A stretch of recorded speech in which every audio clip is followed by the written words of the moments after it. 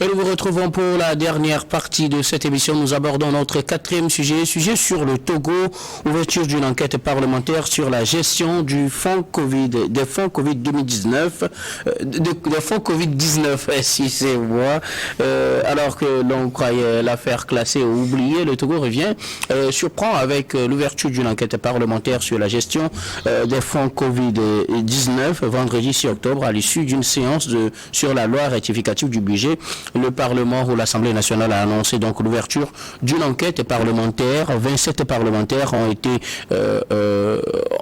se sont vus confier plutôt cette émission d'enquête parlementaire avec 45 jours pour rendre leur compte sur la gestion des fonds Covid-19. Nous en avions parlé, l'affaire avec le rapport de la Cour des comptes sur la gestion des fonds Covid-19 avait suscité plein de réactions, de débats ainsi par-ci par-là. Les ministres sont passés devant le Parlement pour donner leur version et se justifier.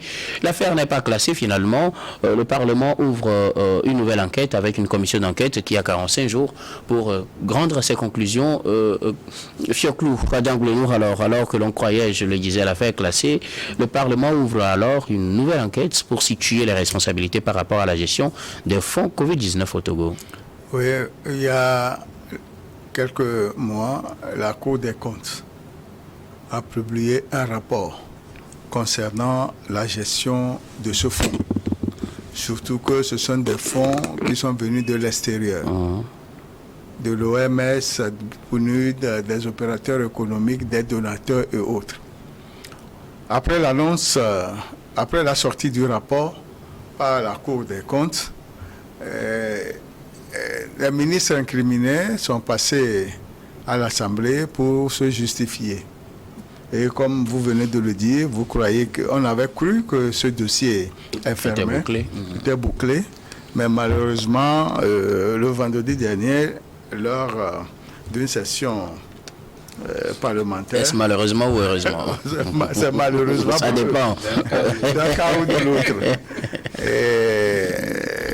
Une commission d'enquête est mise sur pied et qui a un délai de 45 jours pour rendre le rapport. Et ce qui veut dire que cette commission a pour rôle de vérifier la gestion, les ordonnancements des dépenses, les acteurs sur toute l'étendue du territoire national, bref, dans les 39 préfectures. Puisque la Cour des comptes, dans son rapport, a fait des observations sur les montants exorbitants, sur des dépenses sans justificatif, etc.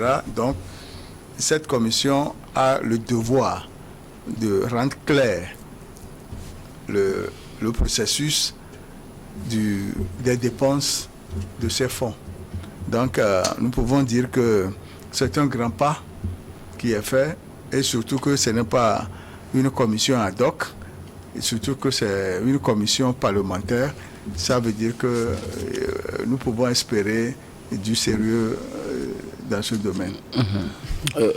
Gavin Adjaro, l'affaire n'est pas classée finalement. Le Parlement ouvre des enquêtes. Une commission parlementaire a été formée à cet effet. Elle dispose de 45 jours pour rendre ses conclusions sur la gestion des fonds Covid-19 au Togo. On peut se réjouir qu'on revienne encore sur cette histoire, parce qu'il y avait tellement de tumulte, il y avait eu beaucoup de choses qui avaient été dites lors du rapport de la Cour des comptes. Et moi, je ne peux pas comprendre aussi que la Cour des comptes ait pondu un rapport, et puis il y a eu des millimélos, et que l'Assemblée ne se soit pas saisie automatiquement de cette affaire-là. Ils ont entendu à ce que les ministres viennent chez eux, et puis ce sont eux-mêmes qui se sont satisfaits de la gestion qui avait été faite des fonds Covid, avec à l'appui à la déclaration de leur présidente. Donc aujourd'hui, si on revient sur cette affaire, ça veut dire que l'Assemblée nationale n'avait pas fait son travail de contrôle de l'action gouvernementale. Il va falloir être très sérieux dans cette histoire, parce qu'il leur reste pratiquement 2 mois et l'enquête va faire 45 jours. Je ne suis pas sûr qu'ils auront les coups de franche pour pouvoir travailler pendant ces 45 jours et mener à bien cette enquête. Quoi qu'on dise, l'État, c'est une continuité. Peut-être que ceux-là qui vont venir à l'hémicycle après vont pouvoir traiter de ce dossier, parce que c'est un dossier très bouillant, et on doit voir clair dans cette histoire. Je ne suis pas sûr. Peut-être qu'aujourd'hui, on a donné l'autorisation aux journalistes d'en parler parce qu'entre-temps, il y avait un ministre qui avait menacé même les ministres, les journalistes de ne pas parler de cette affaire, sinon ils risquent une poursuite judiciaire. Aujourd'hui, c'est chose faite, on peut en parler.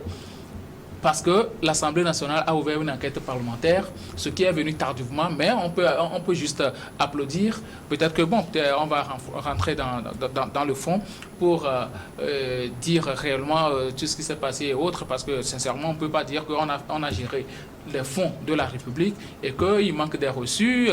Il y a des commandes qui avaient été faites de gré à gré, des marchés donnés comme ça, gré à gré. On ne gère pas la chose commune comme ça, on ne gère pas la chose publique comme ça. Heureusement qu'aujourd'hui, je ne sais pas d'où l'ordre est venu pour que l'Assemblée nationale soit saisie de cette affaire, mais on peut se réjouir que cette affaire n'était pas close. On va voir clair dans cette histoire et voir qui a fait quoi et qui était quoi. En tout cas, c'est ce que devait faire cette commission d'enquête parlementaire. On attend de voir ses conclusions. Oui. Vous parliez tout à l'heure du temps qui reste à ces députés. Pour le moment, on ne sait pas quand auront lieu les élections législatives. Donc, on fait, en attendant de voir la suite. Comme Valentin Mayaba, une enquête parlementaire est ouverte pour la suite de cette affaire gestion des fonds Covid-19. Qu'est-ce qui m'arrive avec le Covid-19? Non, on peut dire tout ça là pour ça, parce qu'à l'époque, quand le problème s'était posé, on s'est saisi du dossier et les confrères en ont débattu, en ont fait des communications, des articles là-dessus, où ça déplaisait ou ça déplut certains ministres qui ont menacé les confrères dans ce sens. Aujourd'hui, la lumière est faite, parce que vous savez, le problème de la chose publique là, quelle que soit la lenteur, quel que soit le temps que cela prendra, la lumière va finir par jaillir. Dans un pays qui se dit un pays à démocratie, qui aspire à la démocratie, il faut faire la lumière sur la gestion de la chose publique. C'est normal. On ne peut pas comprendre qu'on a fait appel de fonds. Les Togolais ont cotisé de l'argent. Les gens ont contribué. L'argent liquide, quand vous envoyez, on écrit vos noms. Ça veut dire qu'à la dernière minute, on a l'obligation de la reddition des comptes.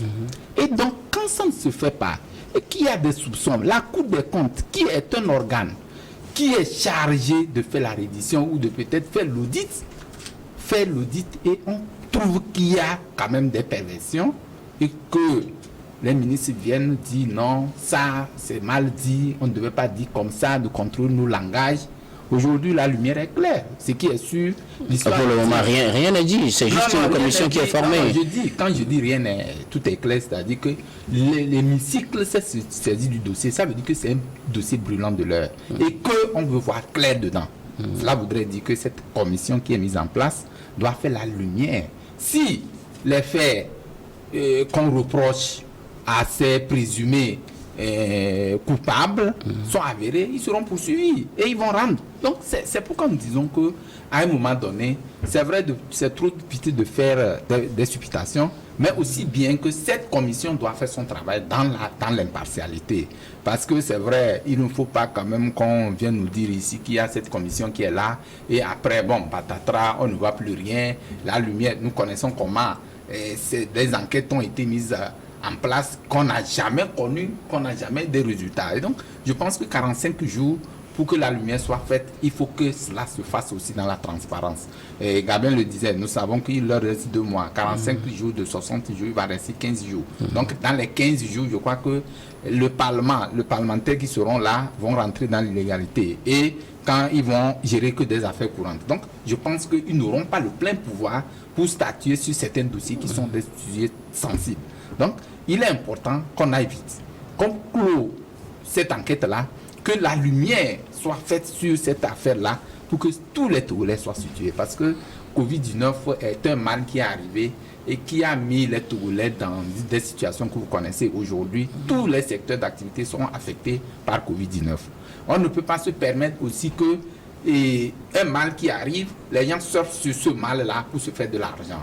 Donc, il est important qu'on fasse la lumière, que la gestion, vous savez que ces fonds-là ne sont pas que des fonds togolais. Il y a des partenaires qui ont mis de l'argent dedans.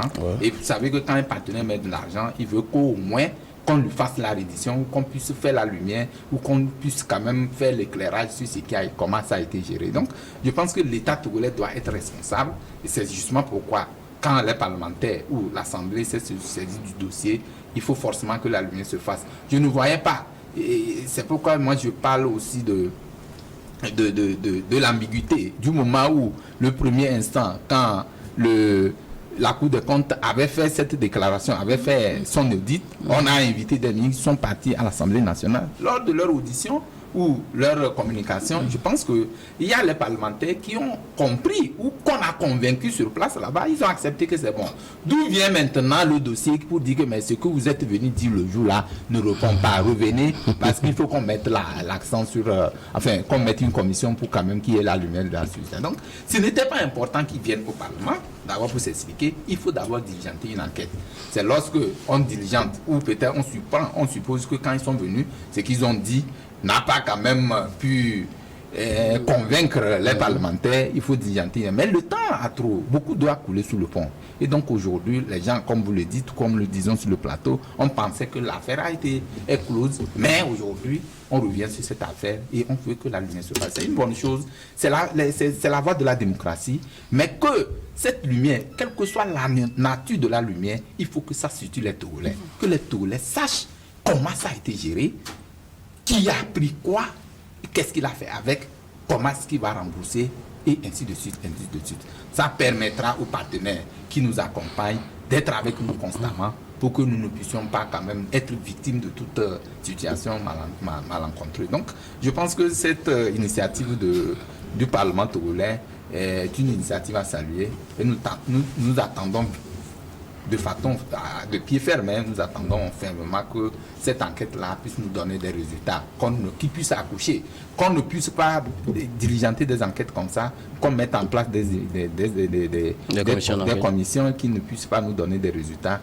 On en connaît beaucoup. Et moi, je crois que cette fois-ci, les partenaires aussi ne vont pas quand même donner la tâche facile à l'État togolais. Il faut qu'on puisse quand même faire la reddition des comptes.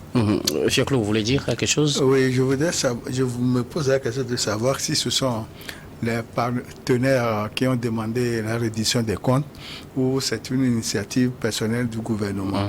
Parce que à l'époque... Du Parlement.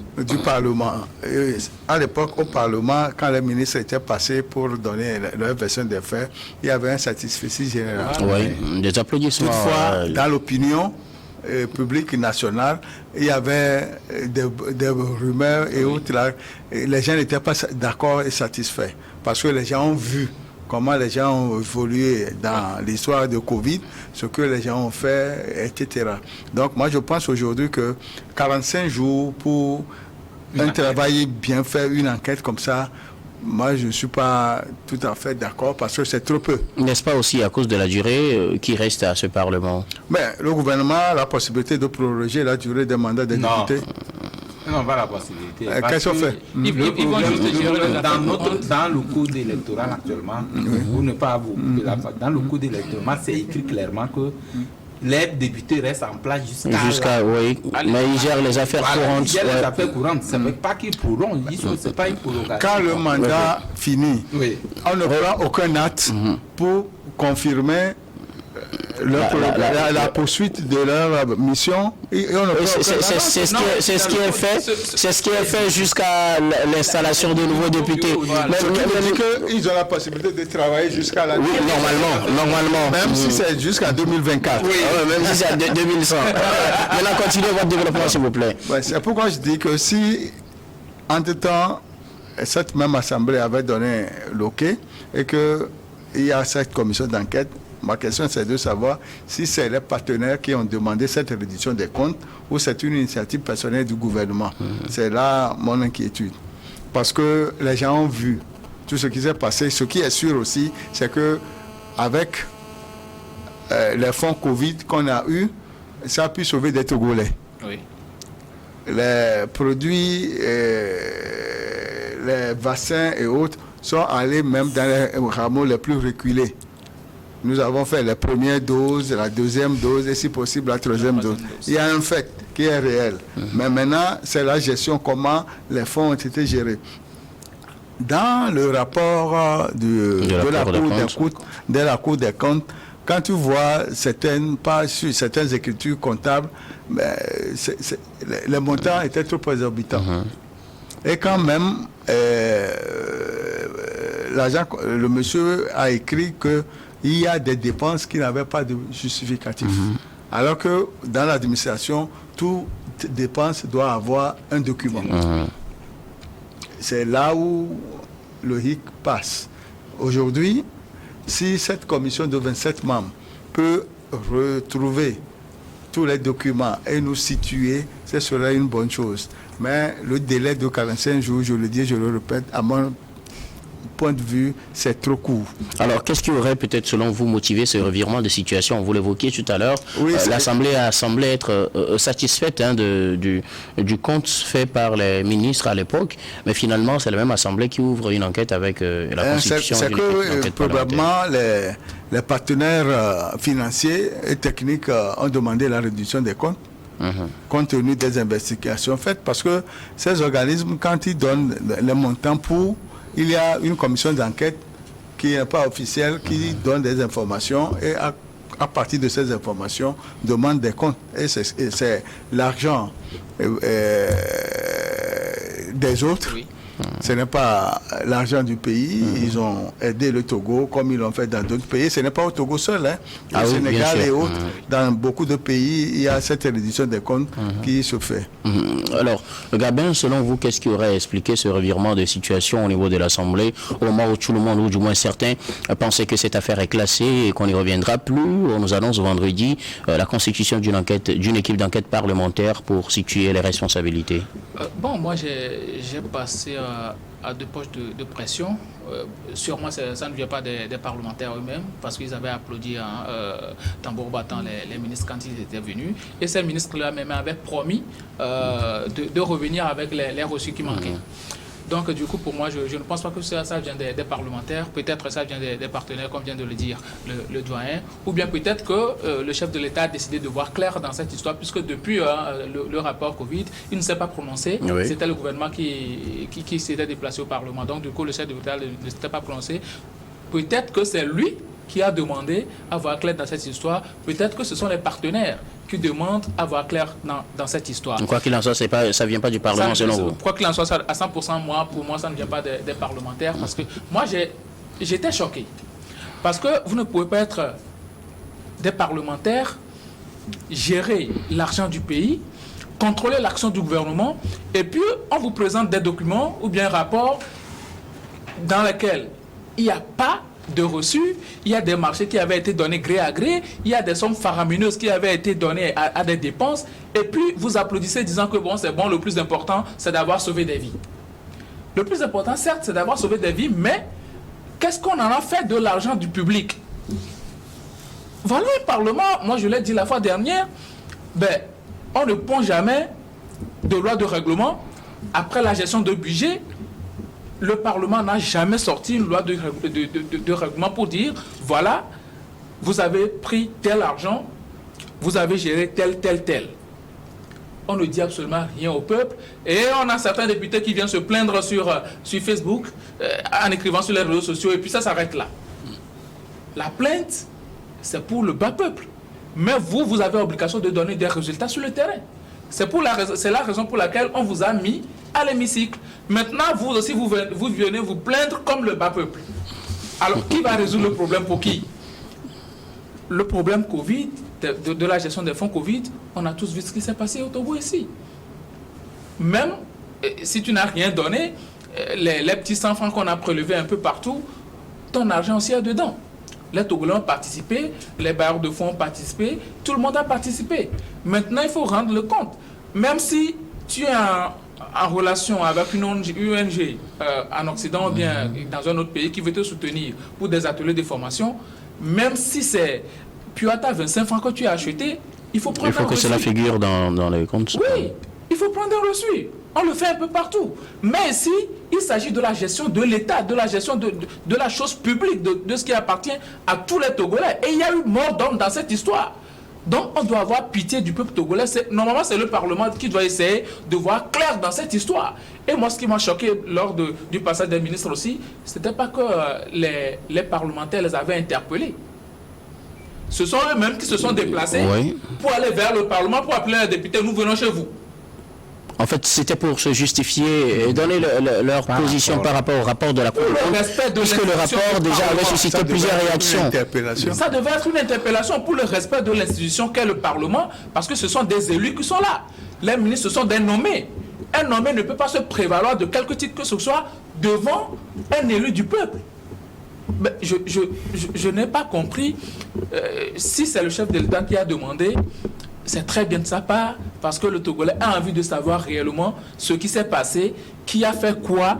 S'il n'y a pas de problème, si la gestion a été orthodoxe, il n'y a pas de problème, on va applaudir. Mais le plus important, c'est de clarifier la situation pour qu'on sache où était parti l'argent de la gestion Covid. Alors, je suis avec vous maintenant, Valentin Mayaba. Peut-on espérer un rapport clair, précis, à temps et vrai? On a intérêt, surtout que ça urge. Et contrairement à ce que le doyen dit par rapport au temps, je pense que le temps donné pour les 45 jours suffirait pour faire le boulot. Parce que nous connaissons déjà ceux qui sont... On a déjà une base, on a déjà un rapport qui est là. On connaît même ceux qui sont des détenteurs de ces fonds-là. Quand les fonds sont votés ou les sommes sont données, à qui c'est destiné, qui fait les dépenses, les ordonnancements et tout, on connaît. Donc c'est juste aller concilier ou faire des rapports pour voir est-ce qu'il y a à peu près ça. Je pense bien que ça a été mûri et les 45 jours pour vous, c'est suffisant. Peut suffire pour faire le job. Maintenant, en ce qui concerne d'où vient cette enquête, est-ce que c'est de l'État ou c'est peut-être les partenaires, je pense que quand un partenaire, nous disons ici, quand on envoie de l'argent pour accompagner les États et tout, les États, enfin, ces partenaires ont besoin de, nous l'avons dit, ont besoin des pièces à conviction, ou peut-être de justifier. Donc, quand vous ne justifiez pas, c'est un peu difficile. L'État devait, de façon claire, savoir qu'après Covid, il devait avoir des justifications. Et maintenant, le paradoxe, c'est qu'on ne dit pas si Covid est fini ou n'est pas fini. Jusqu'alors où nous parlons, on n'a pas encore levé les mesures, l'état d'urgence. Il y a toujours, c'est d'actualité. Et puis les mesures barrières. Même si c'est levé progressivement dans les institutions, ainsi de suite. Officiellement... officiellement, non, c'est ce que je dis. C'est toujours d'actualité. Quand on dit Kachini, tout ça là, officiellement, on ne nous a pas dit que c'est laissé tomber. Donc, je crois que ce débat-là aussi est à mettre sur la table pour dire c'est un rapport à mi-parcours ou bien c'est un rapport qui prend en compte toute la gestion, pas la gestion, et tout le temps que Covid a fait pour nous dire que Covid est fini. Donc, je crois que c'est tout ça là qui fait le mélange de tout. Et nous avons voulu que ce rapport-là ait un nom. Le nom dit quoi? Le nom de rapport à mi-parcours ou le nom est fin Covid. Donc, il faut quand même que cela soit la même chose parce qu'à un moment donné, mais je pense que l'État aussi a cette obligation de peut-être... de prendre un rapport au niveau des institutions, au niveau des partenaires, pour que ces personnes-là puissent quand même nous donner raison de notre gestion. Donc, et ils vont faire le boulot. 45 jours vont finir. Pour vous, c'est suffisant. Est-ce qu'on aura un rapport, un vrai rapport qui situe vraiment la responsabilité? C'est ce que je dis, c'est l'intérêt, c'est ça. Mais est-ce que ça va se faire connaissant l'atmosphère ou la configuration politique aujourd'hui?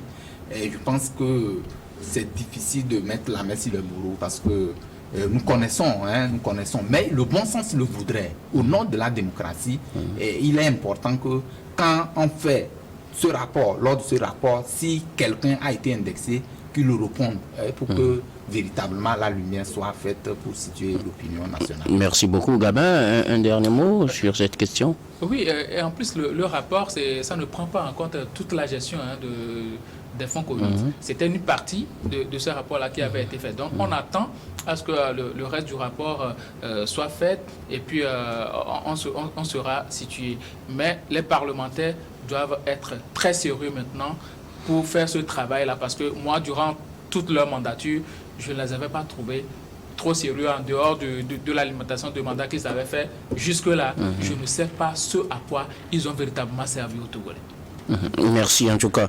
À vous, nous sommes pratiquement à la fin de cette émission. Nous allons faire notre dernier tour de table pour les sujets de votre choix. Vos derniers mots. Je commence par vous, Fioclou Adambleno. Mon sujet, c'est toujours la prévention routière. Il faut que et depuis le week-end jusqu'à ce matin, les gens violent les feux rouges comme ils l'entendent. Il suffit que l'agent de la police ne soit pas au feu et il passe. Le déploiement massif, entre-temps, on n'a pas eu de bon, comme c'est au carrefour de la Source, carrefour entrée de l'école de la Source, c'est la merde là-bas, tous les jours. Parce qu'en temps, les policiers n'étaient plus là, ça fait de cela 2 semaines. Oui. C'est dégueulasse. Donc un appel donc aux populations à respecter la signalisation routière, le feu tricolore pour éviter des accidents inutiles. Gabin Adjaro, vos derniers mots, nous sommes à la fin de cette émission. Oui, mon dernier mot concerne cette histoire de congé de détente des élèves. Ah oui? On découpe l'année en 4 et moi sincèrement je ne comprends pas réellement ce qu'on veut faire de notre système éducatif. C'est assez compliqué de pouvoir relever parce que les enfants certes ils sont nombreux à sortir lors des examens, mais le niveau, ce n'est pas véritablement ça. On est en train de rehausser le niveau éducatif du Togo. Et puis bon, c'est maintenant, on a trouvé juste de découper l'année scolaire. Un enfant, c'est comme un produit que tu mets au congélateur, tu débranches et après tu reviens congelé. Ça ne marche pas. Il ne faut pas déconnecter les enfants. Déjà 3 semaines et puis on va dire l'enfant, bon, il est en congé de détente. Détente de quoi même? Et déjà qu'on avait prolongé la rentrée d'1 semaine. Maintenant, après 3 semaines de cours, dire bon, l'enfant, il est en congé de détente, il revient, il aura encore congé de Noël. Après 3 semaines encore en janvier, février, il aura un autre congé de détente et ensuite congé de Pâques, ainsi de suite. Je pense que tout ça, c'est un méli-mollo que nous ne va pas. On a de réels problèmes au niveau éducatif que de s'attarder sur des décisions assez administratives qui n'ont rien à voir avec l'éducation, qui ne propulsent même pas le système éducatif du Togolais vers l'avant. Pour moi, il faut continuer sur l'ancienne base, rester concentré parce que c'est maintenant que nous, on est en train de construire notre élite. On est encore arrivé à rien. Au Ghana, on fait le système de congé de détente, mais ça permet aux enfants de faire des travaux pratiques. Les enfants font de la pâtisserie, d'autres de la mécanique et autres. Mais si on parle de congé de détente, l'enfant va venir rester chez toi à la maison, regarder la télé pendant 10 jours, 9 jours. Et puis bon, c'est là qu'il va se dire, il est encore rentré demain et il repart. Il va falloir revoir les choses.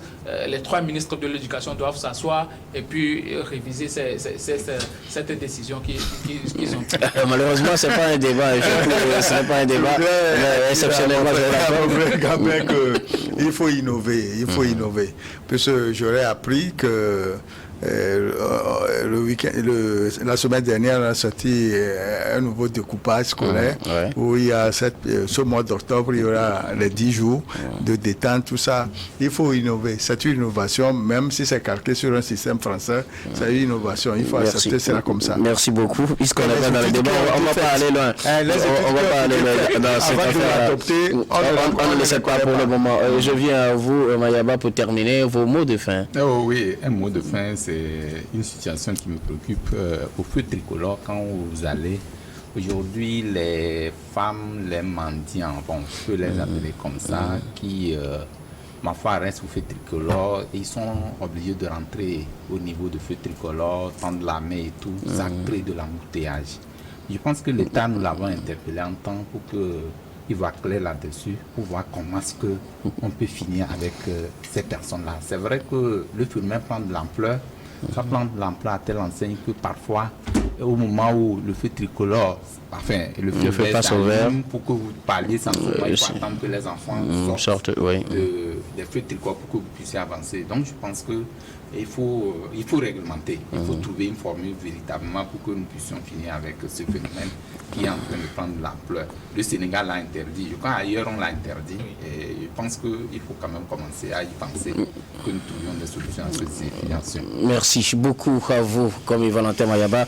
Je rappelle que vous êtes journaliste et directeur de publication du journal Le Symposium, et également le président de l'AG7. Merci d'avoir répondu à notre invitation. Merci à vous, Gabin Cyprien Adjaro. Vous êtes juriste et analyste politique. Merci d'avoir répondu à notre invitation aussi. Un grand merci à vous, Fiaklou Adang Bleno, journaliste et directeur de publication du journal Enquêteur. Merci d'avoir répondu à notre invitation.